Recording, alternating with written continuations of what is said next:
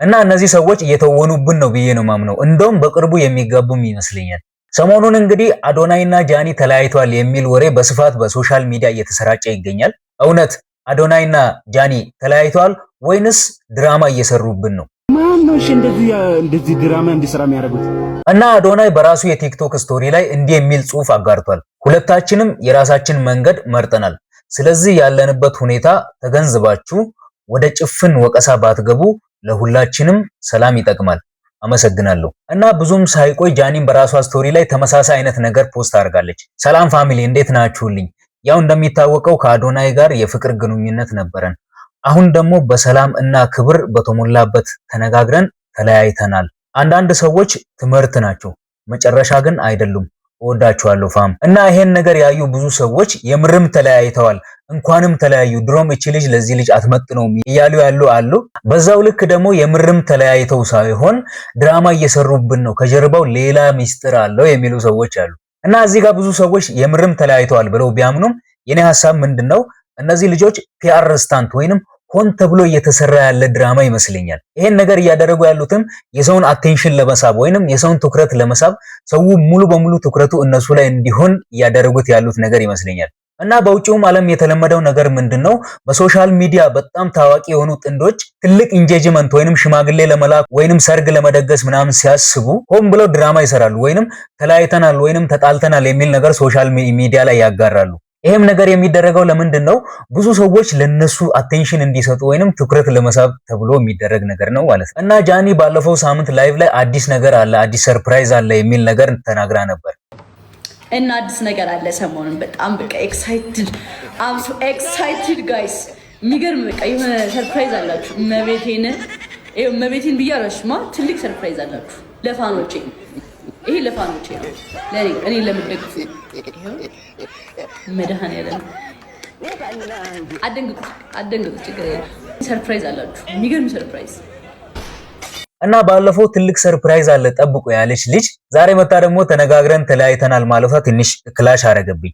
መቼስ መለያየታቸውን እንደ ሰርፕራይዝ ጠብቁ ትላለች ብዬ አላስብም። እና እነዚህ ሰዎች እየተወኑብን ነው ብዬ ነው ማምነው። እንደውም በቅርቡ የሚጋቡም ይመስለኛል። እና ደግሞ በጣም ብዙ ሰዎች ታዲያ እኛ ምን አገባን? የራሳቸው ጉዳይ ነው። እኛ ስንት የሚያሳስበን ጉዳይ ያለ በእነሱ ጉዳይ እንጨነቅ እያሉ ነው። እውነታቸው ነው። ባይዜ ኑሮ ውድነት ያጨለለው ህዝብ አዶናይና ጃኒ ተለያዩ፣ ተፋቱ፣ አብረው ኖሩ አልኖሩ ጉዳዩ አይደለም። ነገር ግን እነዚህን ጥንዶች በጣም የሚወዷቸው እነሱ ተጋብተው ማየት የሚፈልጉ ብዙ ሰዎች አሉና እነሱ ተለያዩ ሲባል የሚቆጫቸውም ሰዎች አሉ። ታዲያ እናንተ ከየትኛው ወገን ናችሁ? የእነዚህ ጥንዶች ጉዳይ ያሳስበናል፣ በጭራሽ መለያየት የለባቸውም ከሚሉ ወገን ናችሁ ወይንስ እኛ ምን አገባን እኛ የራሳችን ኑሮ የከበደን ሰዎች ስለነሱ ምን አገባን ከሚሉት ወገን ናቸው? እስኪ ሐሳባችሁን ኮሜንት ላይ ነገር። እና ሌላኛው ጉዳይ ምንድነው ጃኒ ከአዶናይ ጋር በፍቅር ግንኙነት ውስጥ እያለች ከበፊት ፍቅረኛ ወይንም ከጆን ዳንኤል ጋር በድብቅ ትገናኝ ነበረ። እና ይሄን ሁሉ ነገር አዶናይ ያወቀ ይቅርታ አድርጎላት አብሯት እስከዛሬ ቆይቷል። እና ይሄን ሁሉ ነገር ላደረገች ሴት ይቅርታ አድርጎ አብሯት መሆኑ አግባብ አይደለም፣ መለያየታቸው ትክክለኛ ውሳኔ ነው የሚሉ ሰዎች አሉ። እና ፌስቡክ ላይ ያነበብኩትን አንድ ጽሑፍ ላጋራችሁ። አንዲት ሴት በአንተ አጠገብ እያለች ከአንተ ጀርባ ሆና በሚስጥር ከሌላ ወንድ ጋር በስልክ ስታወራና የፍቅር ግንኙነትን ስትበድል ከደረስክባት በኋላ በፍቅር ወይንም በይቅር ባይነት ስም በቀላሉ ይቅርታ አድርገ ወደ ህይወትም ከመለስካት ዋጋህን እያረከስክ መሆኑን እወቅ።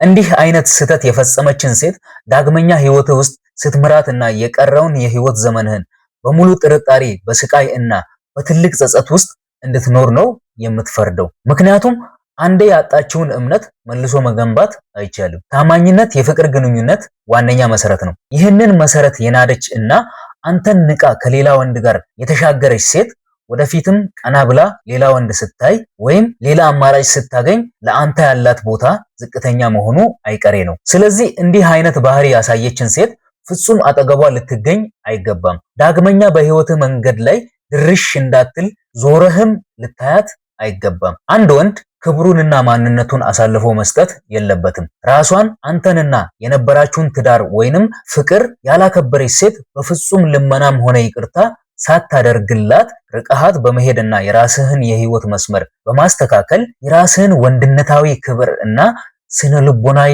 ሰላም ማስጠበቅ ይኖርብሃል። ዋጋህን ለሚያውቅ እና ለሚያከብር ሰው ብቻ ቦታህን ስጥ ይላል። እና በዚህ ጉዳይ ላይ እናንተ ሐሳብ ምንድነው?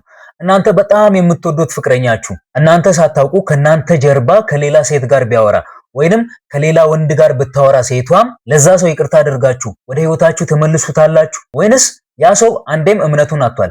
ስለዚህ ነገም ቢሆን እንደዛ አይነት ነገር ላይ ተመልሶ መግባቱ ስለማይቀር ከዛ ሰው ጋር ተለያይታችሁ ከህይወታችሁ ታስወጡታላችሁ። እስኪ እናንተን ሐሳብ ኮሜንት ላይ ንገሩኝ እና ለዚህ ቻናል አዲስ ሆናችሁ ሰብስክራይብ ማድረግ እንዳይረሳ እንዲሁም ይሄን ቪዲዮ ላይክ ማድረግ እንዳይረሳ። እወዳችኋለሁ። መልካም